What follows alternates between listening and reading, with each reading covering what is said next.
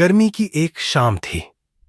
सूरज धीरे धीरे ढल रहा था और गांव की संकरी गलियां हल्की सुनहरी रोशनी में नहाई हुई थीं। चारों ओर हल्की हल्की धूल उड़ रही थी और खेतों से लौटते बैलों की घंटियां दूर से सुनाई दे रही थीं। गांव के कुएं के पास कुछ औरतें पानी भरने आई थीं और बच्चे गलियों में दौड़ लगा रहे थे। तभी गांव की पगडंडी पर एक परछाई उभरी। वह मोहन था। अच्छे कपड़े पहने, चमचमाते जूते और हाथ में एक सूटकेस लिए वह गांव की ओर बढ़ रहा था। उसकी चाल में हल्की हिचकिचाहट थी, मानो वह इस दुनिया से अब अजनबी हो गया हो। हर घर, हर गली, हर पेड़ उसे परिचित लग रहा था, लेकिन फिर भी वह खुद को यहां का हिस्सा नहीं समझ पा रहा था। उसकी आंखें बेचैन थीं और दिल तेजी से धड़क रहा था। वह धीरे धीरे चलते हुए अपने घर पहुंचा। घर के सामने खड़ा होकर उसने गहरी सांस ली। सामने मिट्टी का वही पुराना घर खड़ा था, लेकिन अब पहले से ज्यादा जर्जर दिख रहा था। दरवाजे की लकड़ी सड़ चुकी थी, दीवारों पर दरारें पड़ चुकी थीं और आंगन में बेतरतीब घास उग आई थी। घर के बाहर कोई हलचल नहीं थी। मोहन की आंखों में हल्की नमी आ गई। यह वही घर था जहां उसने अपना बचपन बिताया था, जहां उसकी अम्मा उसे गोद में खिलाया करती थी और जहां हर त्योहार पर मिठाइयां बनती थीं। लेकिन अब सब वीरान था। उसने धीरे से दरवाजे को धक्का दिया। दरवाजा चरमराता हुआ खुल गया। अंदर हल्का अंधेरा था। कोने में एक पुरानी चारपाई पड़ी थी और उसके पास एक मटके में पानी रखा था। चारपाई पर एक कमजोर शरीर लेटा था। चेहरा झुर्रियों से भरा था, बाल सफेद हो चुके थे और सांसें बहुत धीमी चल रही थीं। वह राम प्यारी थी। मोहन का गला सूख गया।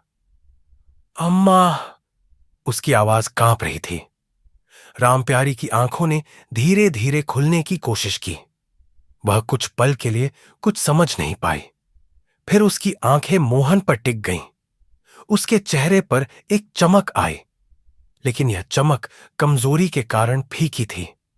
उसने अपने कांपते हाथों से मोहन का हाथ पकड़ लिया। बेटा, तू आ गया। उसकी आवाज बहुत धीमी थी।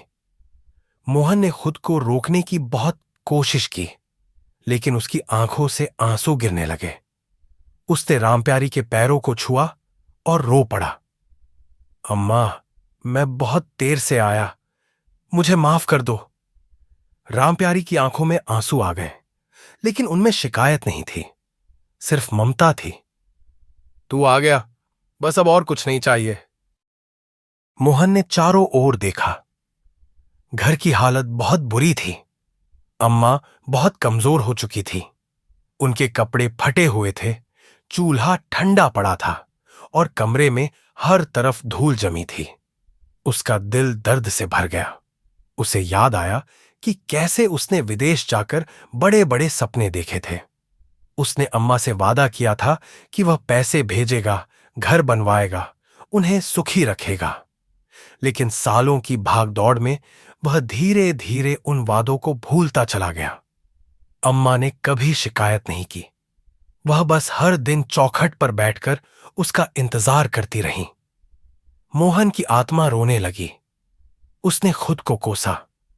काश मैं कुछ साल पहले लौट आता।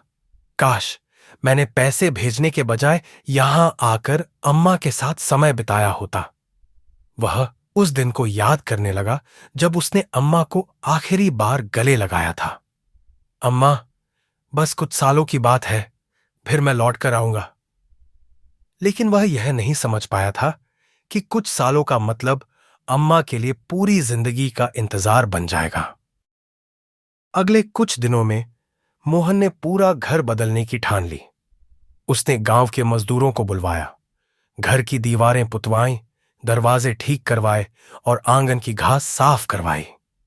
फिर वह बाजार गया और बहुत सारा राशन खरीद लाया। उसने खुद अपने हाथों से चूल्हा जलाया और अम्मा के लिए उनकी पसंदीदा खीर बनाई। जब उसने रामप्यारी के सामने खीर का कटोरा रखा तो उनकी आंखों में आंसू आ गए। कितने सालों बाद इस घर में चूल्हा जला है बेटा। मोहन मुस्कुराया, लेकिन अंदर ही अंदर उसका दिल टूट रहा था। अब हर दिन मोहन अम्मा के पास बैठकर उनसे बातें करता।